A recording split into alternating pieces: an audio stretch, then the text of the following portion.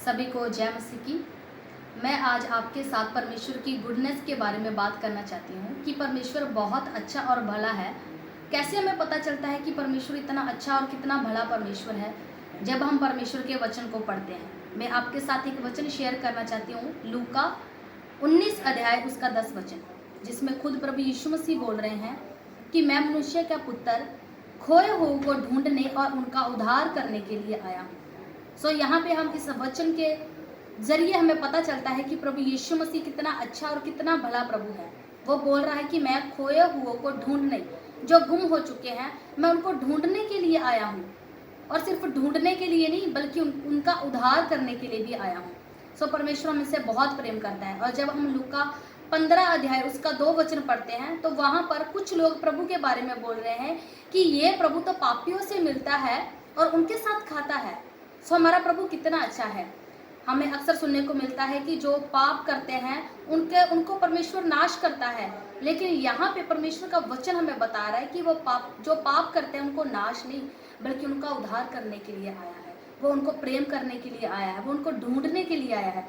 अक्सर बहुत बार हमारे जीवन में कुछ ऐसा हो जाता है कि हमें लगता है कि हमारा परमेश्वर हमसे प्रेम नहीं करता, हमें सब कुछ व्यर्थ लगता है।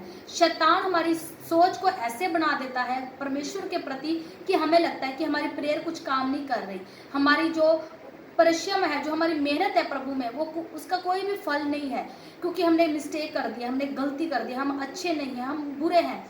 शैतान हमारे अंदर एक ऐसी सोच भरता है कि हम अपने आप के बारे में नेगेटिव ही सोचते हैं। हमें लगता है ना तो इस संसार में हमें कोई पसंद करता है और ना ही परमेश्वर मुझे प्रेम करता है, क्योंकि मुझसे कुछ गलत हो गया है। पिछले दिनों में या पिछले महीनों में या पिछले सालों में मैंने कुछ ऐसा काम किया कि मुझे लग रहा है कि प्रभु मुझसे दूर है। लेकिन परमेश्वर का वचन क्या हमें बताता है? परमेश्वर की वचन से हमें परमेश्वर की पर्सनैलिटी के बारे में पता लगता है, उसकी क्वालिटी के बारे में, उसकी गुडनेस के बारे में। वो क्या है कि वो खोए हुओं को ढूंढने के लिए आया है।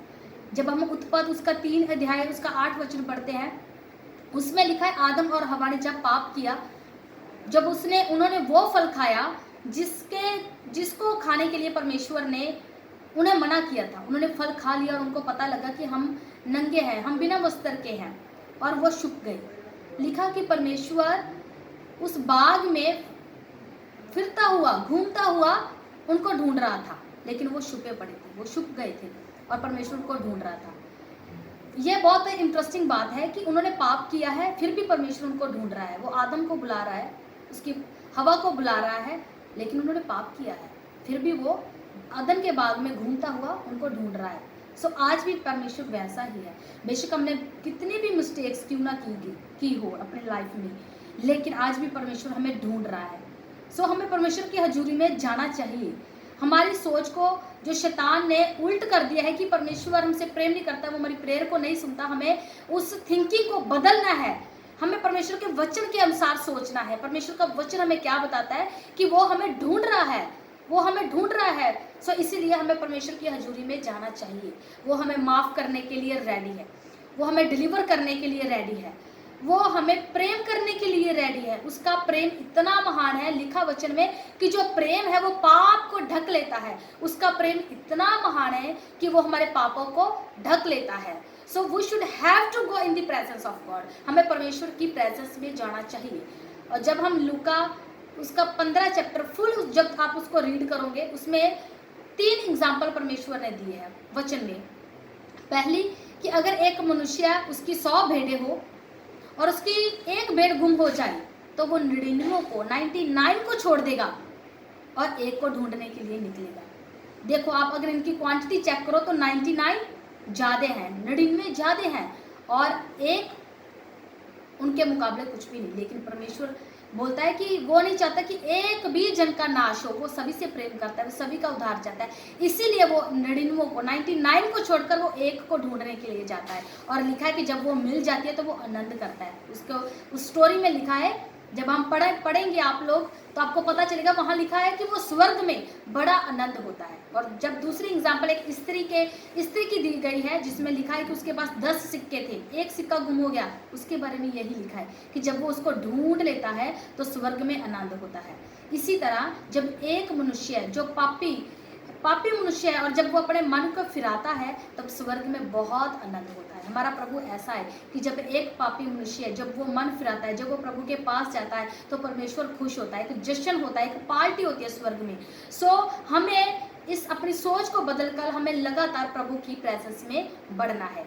और इसकी जो थर्ड एग्जाम्पल उसमें उसके बारे में लिखा है कि एक आदमी था जिसके 2 पुत्र थे, एक छोटा एक बड़ा। और छोटे ने बोला कि पापा मुझे सब कुछ, मेरा जो हिस्सा बनता है वो मुझे दे दो।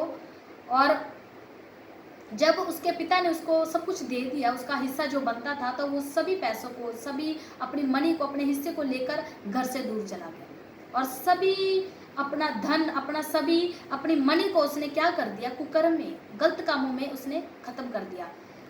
और उसके बाद क्या हुआ, उसका लाइफ पूरी तरह से खराब हो गया। उसको कोई काम नहीं नजर आया, वो सूरों के साथ काम करने लगा, उसके साथ खाना खाने लगा और उसके बाद उसका मन बदल गया। उसने पश्चाताप किया, उसने बोला मैं अपने पिता के पास फिर से जाऊंगा। उसने बोला कि मैं इसके योग्य नहीं कि मैं उसका पुत्र कहलाऊं, लेकिन मैं अपने पिता के पास जाऊंगा और मैं चाहता हूं कि वह मुझे एक मजदूर की तरह ही रख लें। हम भी ऐसी सोचते हैं, हम सोचते हैं कि हम पापी हैं, हम उसके योग्य नहीं, लेकिन हमें उस मनुष्य की तरह, उस बेटे की तरह हमें भी फैसला लेना चाहिए, डिसीजन है कि मैं अपने पिता के पास जाऊंगा। क्योंकि इस स्टोरी का जो एंड है वो बहुत खूबसूरत है।